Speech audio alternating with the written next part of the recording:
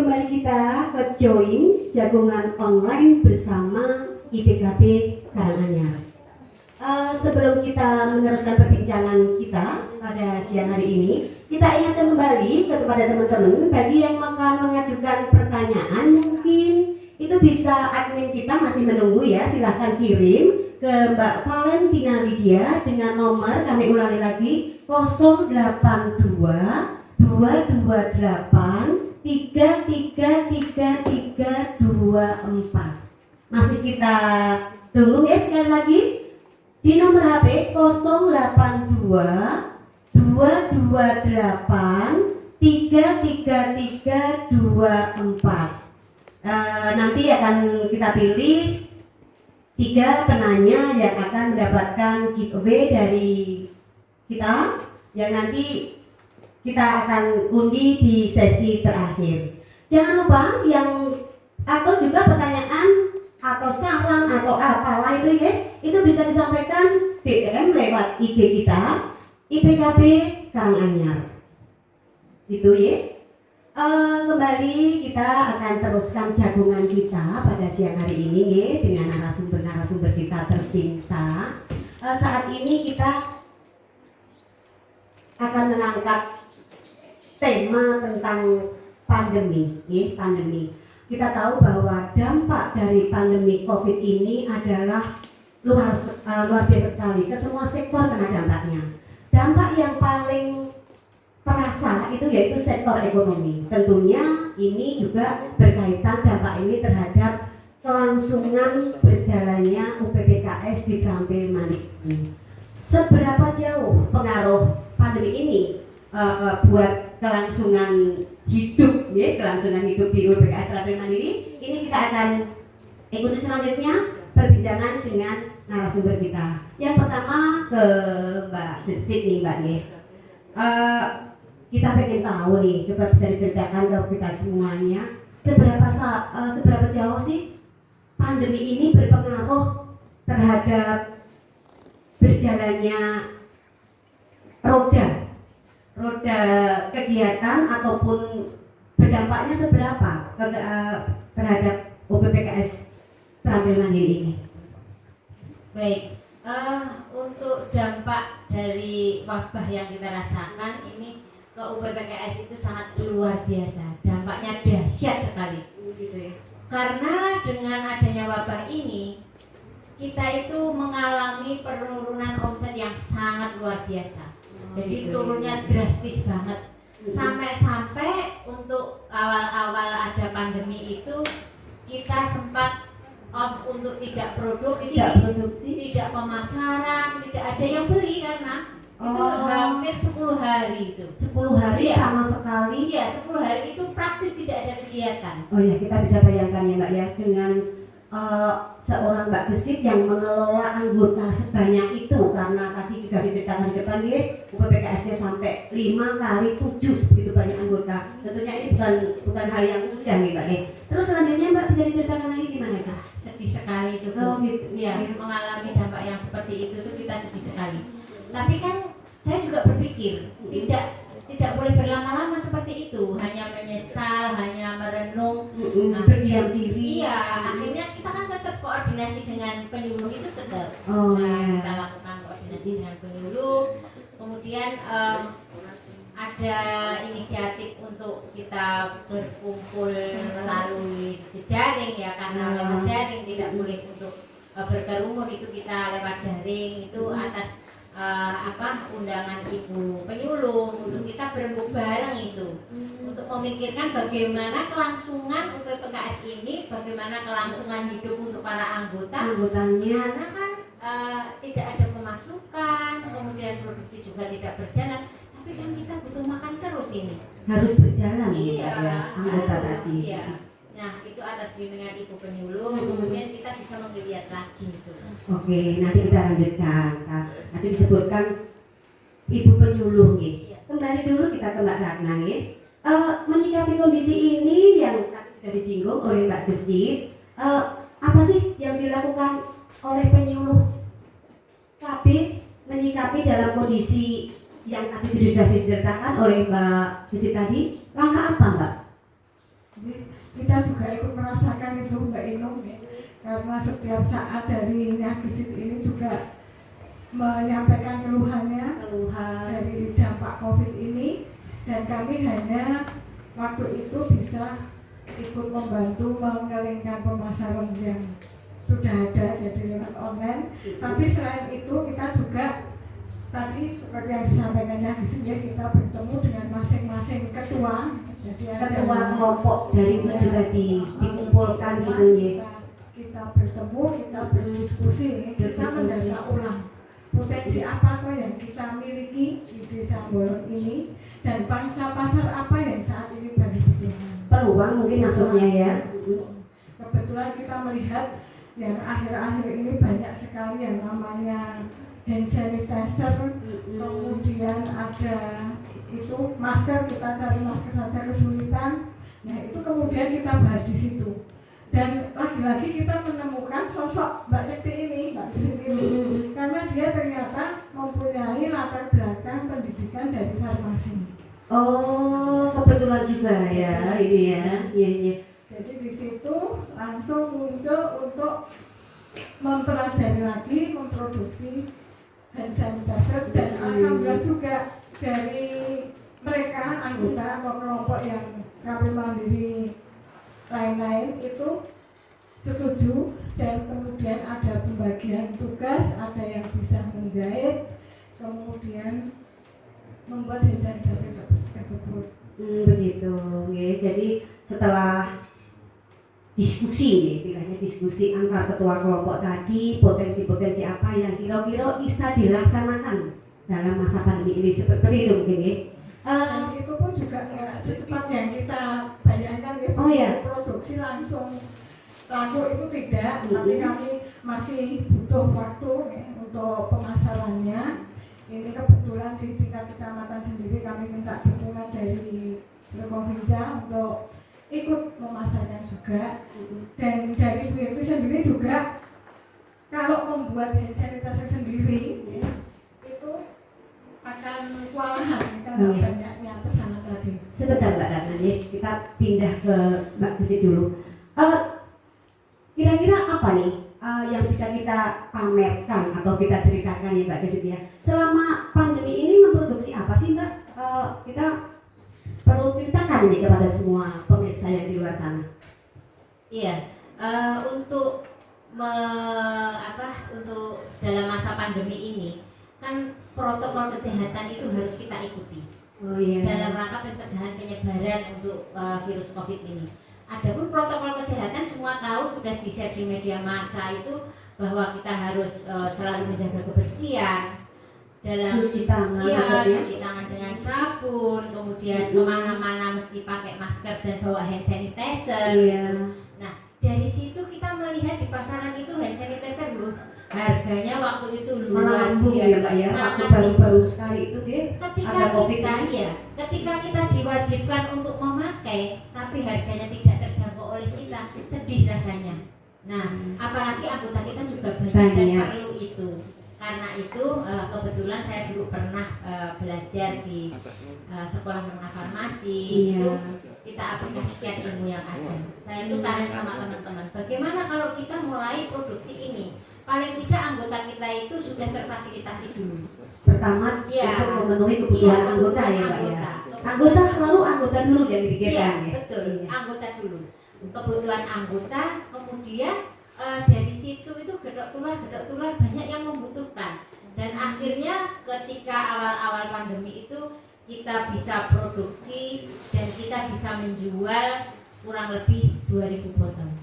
2.000? Iya, 2.000 botol. 2.000 botol banyak sekali. Iya. Kemana aja itu Mbak? Jualnya kok sampai segitu banyak? 2.000 botol, luar biasa loh Mbak itu Mbak. Iya.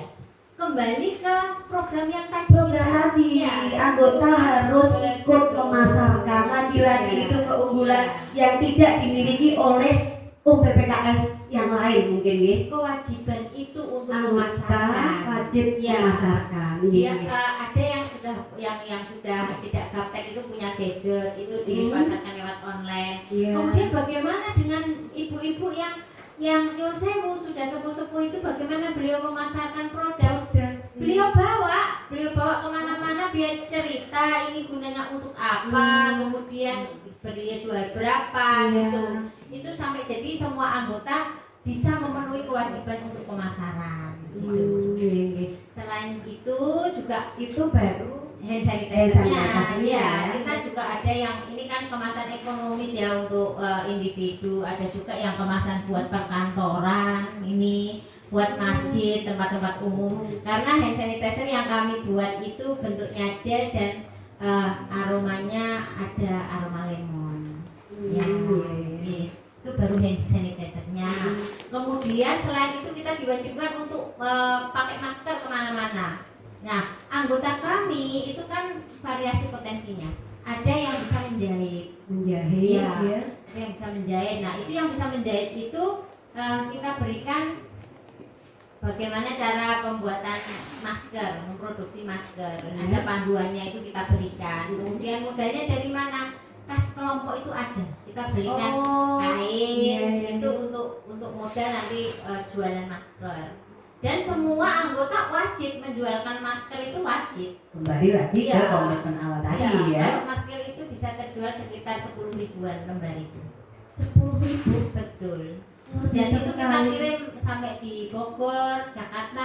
Kalau pesanan Jakarta itu yang masker kaos itu 3 lapis karena di sana mungkin zona merah ya, harus pakainya itu lebih tebal daripada yang kita pakai di sini. Memproduksi puluhan ribu masker, berapa penjahit itu Mbak anggota yang bisa jahit Mbak? 5 aja bisa memproduksi sebanyak itu ya. Karena kita potongnya sudah tidak pakai potong manual lagi, kita alatnya itu sudah pakai mesin, potong mesin. Itu untuk maskernya. Kemudian ada satu lagi nih produk inovasi kami untuk dalam rangka pandemi. Karena kita diminta untuk meningkatkan imunitas tubuh supaya ketika virus itu terjangkit di tubuh kita tidak ada penurunan imunitas sehingga virus itu yang kalah oleh tubuh kita. Nah, kita produk ini Bu, ya kita produk wedang wuk. Oh, saya kira yang goreng itu tadi ya. Dan ini wedang wuk. Nah, wedang wuk itu wedang rempah-rempah. Oh, ya seduh. Itu gimana ini? Ini direbus bisa, diseduh juga bisa. Nah, kebetulan salah satu anggota kami itu orang tuanya itu jualan bahan baku. Betul. Nah, kita mencoba meramu, kemudian ya jadinya seperti ini. Ini kalau satu kemasan ini ada 10 bungkus. Nah, ini juga penjualannya alhamdulillah ini bisa sampai di Jakarta juga. Jakarta, Surabaya ini. Lagi-lagi kita online kan lewat Instagram, ada Facebook, juga kita masuk di marketplace Mbak Ino. Apa itu marketplace? Nah, Baru dengar, coba bisa diceritakan lebih lanjut ke kita itu mungkin itu asing ya buat kita kelompok PPKS sampai ke jenjang seperti itu, tambah kepo ini. Coba Mbak gimana itu? Ya, baik. Untuk marketplace itu di Solo Raya ini kan ada yang namanya marketplace baru ini. Namanya pasarku.com. Pasarku.com. Ya, itu bisa diinstal di aplikasi lewat Play Store. Itu kalau di medsos ya. Nah, pasarku.com ini mau menampung produk-produk yang dihasilkan oleh UPPKS. Karena di dalam pasarku.com ini menjual sayuran, bumbu, hasil olahan ini. Yang sebelumnya kita mestinya tes food dulu ke sana. Produk kita itu apa, kemasannya bagaimana, masuk sampel ke sana. Kemudian setelah lolos, sudah dicek di sana, sudah diuji di sana, lolos, produk kita bisa masuk di situ. Otomatis pemasarannya juga kita lebih luas, dimasuk di pasarku.com itu. Dan alhamdulillah lumayan juga. Tadinya yang produk-produk selain penanganan pandemi itu kan sudah ada produk karam, abon dan lain-lain. Nah, itu bisa masuk di pasarku itu. Dipasarkan juga lewat sistem itu, gitu maksudnya. Selain itu, di pasarku itu kan juga ada frozen food. Ya, keren ya. Frozen food. Ya. Nah, anggota kami itu juga pada pintar masak. Nah, di era pandemi ini yang kita dianjurkan untuk stay at home, kita manfaatkan, kita ambil peluang peluang itu membuat olahan masakan yang kita tawarkan untuk PO, open order dulu. Gitu. Misalnya begini, untuk hari Senin kita jadwalkan kelompok yang masak ini untuk masak babat gongso misalnya. Itu hari Sabtu sudah kita tawarkan open order untuk hari Senin. Nah, nanti seksi pemasaran ngelis Siapa-siapa ya, ya, yang pesen yang babat pesan. gongso berapa orang, alamatnya di mana. Nah, untuk yang pengiriman kita ada sendiri. Nanti ada yang ngirim sendiri muter gitu. Ibu-ibu juga itu. Oh, berarti itu pas sekali nih Mbak ya, Iya, dengan situasi saat ini. Betul. Apa namanya? Saat ini memang lagi stay at home ya, biar kita nggak boleh kemana-mana, apalagi ibu-ibu nih yang males-males seperti saya, jadi tinggal pegang HP aja, tinggal klik butuh apa, itu Iya. dilayani juga oleh UPPKS Terampil Mandiri ini. Luar biasa inovasinya yang dilakukan oleh pengelola Mbak Gesit tentunya ya. Selanjutnya ke Mbak Ratna dulu ya, nanti Mbak Ratna nggak ngantuk kalau nggak kita pindah ke sana ya. Bisa menambahkan. Oh ya silakan Mbak Ratna. Dan ini tidak terlepas dari peran IPKB juga ya. Oh, Pada gitu. waktu kita melakukan baksos itu IPKB Kabupaten Karanganyar maksudnya Mbak ya. itu melakukan baksos nih. Itu kemarin pengadaan barang-barang itu dari produk PPKS ini. Ya, alhamdulillah itu terima kasih sampai Alhamdulillah. PKB. Oh, tepuk tangan bagus banget ya. Jadi kolaborasi yang luar biasa memang ya dari penyuluh KB-nya, ternyata IPKB-nya pun juga memfasilitasi dengan baik juga delalah bahasa apa ya Mbak? Ini Mbak Yeti sebagai pengelola itu pintar sekali mengambil peluang. Selain itu bisa diceritakan lagi Mbak? Mungkin ada tambahan tadi apa selain tadi produknya apa aja tadi selama yang ditawarkan lewat tadi Mbak? Pasarku.com Pasarku.com ya. tadi. Jadi setelah ini nanti mungkin yang di luar sana bisa mengakses ataupun habis langsung tertarik langsung ternyata aku penak banget ini pengen belanja dari klik gitu Iya. Iya, betul. Aplikasi pasarku.com ini bisa diakses lewat Play Store ya, bisa diinstal lewat Play Store.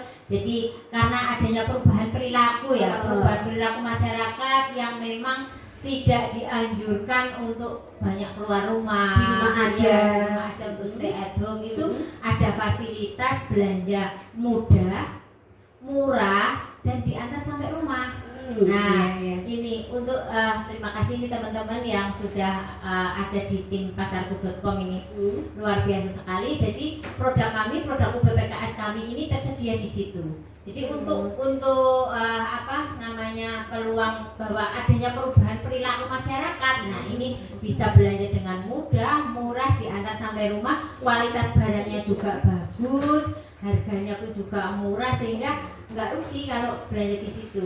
Kemasannya itu seperti yang ada di swalayan.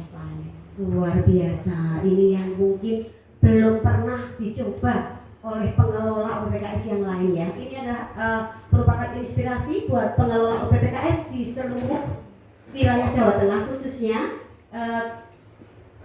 Ternyata inovasi, ternyata peluang, ternyata kreativitas itu apa namanya sangat-sangat dibutuhkan untuk menghidupkan suatu kelompok BPKS. Oke, nanti kita akan masuk di sesi ketiga untuk biar kita rileks sejenak ya, kita akan perdengarkan lagi sebuah lagu dari Mbak Rina kembali yang akan menyampaikan sebuah lagu. Sama seperti yang tadi, setelah selesai lagu kita akan cut sebentar, kita nanti masuk di sesi 3 di mana nanti kita buka pertanyaan-pertanyaan yang sudah masuk ke admin kita jawab di sana ya. Jadi jangan beranjak dulu, setelah kita cut sebentar nanti kembali lagi ya ke join jagongan online bersama IPKB Karanganyar. Kita jeda selama kurang lebih 5 menit. Dipersilahkan.